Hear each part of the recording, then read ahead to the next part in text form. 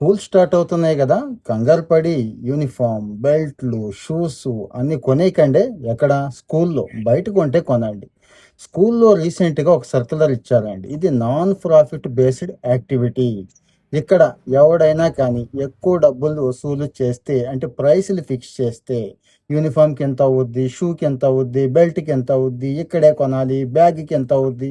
ఇలాంటివి చెప్తారు చూడండి. వాళ్ళ మీద యాక్షన్ తీసుకుంటామని తెలంగాణ గవర్నమెంట్ గట్టిగా అయితే చెప్పిందండి. అలాగే చెప్తారు. ఎవరు పట్టించుకుంటారు? మా బాధ మాదే కదా అంటారేమో.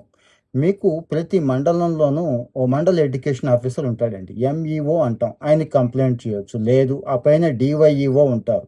అక్కడ చేయొచ్చు. లేదు ఆ పైన డిఈఓ ఉంటారు. ఆ తర్వాత కమిషనర్ ఉంటారు. అన్ని లెవెల్లోనూ కంప్లెయింట్ చేసే అవకాశం ఉంది.